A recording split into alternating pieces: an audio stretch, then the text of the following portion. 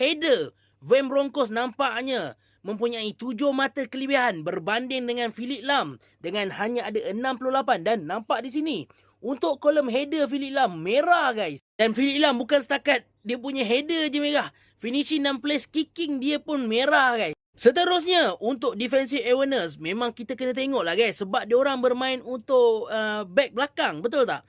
Jadi kalau tengok dekat sini, nampaknya Phillip Lahm lebih unggul guys, dengan defensive awareness-nya 94 dan berbeza 6 point berbanding dengan Van Bronckhorst. Selain daripada itu, tackling nampaknya pun berbeza jauh guys. 11 mata bagi aku merupakan satu jurang yang agak tinggi guys, bagi point di sini. Nampak dekat sini yang Van Bronckhorst untuk tackling hanya ada 84 mata saja. Seterusnya untuk aggression nampak pun sama juga. Phillip Lahm lebih unggul 6 mata, manakala division engagement nampaknya berbeza 7 mata guys.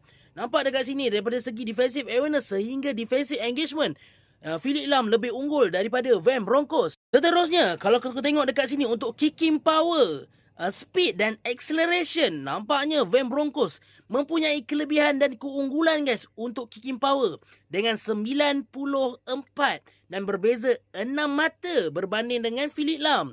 Dengan Phillip Lahm hanya ada 88 mata saja. Tapi kalau untuk speed dan acceleration, nampaknya Phillip Lahm lebih unggul sedikit dengan penambahan 1 point dan 2 point untuk speed dan juga acceleration. Nampaknya Phillip Lahm lebih laju guys. Seterusnya, kita kena tengok juga untuk balance. Nampaknya balance dekat sini, Phillip Lahm lebih balance daripada Van Bronckhorst dengan 89 mata, berbeza 7 mata dibandingkan dengan Van Bronckhorst. Aku boleh tengok dekat sini, untuk balance nampaknya Phillip Lahm lebih unggul kan.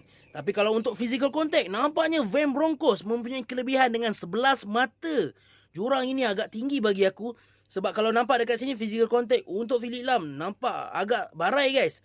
Dan kalau kau tengok juga untuk jump, nampaknya jump pun lebih unggul Van Bronckhorst ya guys, dengan 80 mata dan berbeza 2 mata daripada Phillip Lahm. Seterusnya, kau boleh tengok untuk stamina. Nampaknya stamina Phillip Lahm lebih tinggi daripada Van Bronckhorst dengan berbeza 1 mata sahaja. Bagi aku untuk stamina yang di atas 90 boleh sangat-sangat ada kualiti.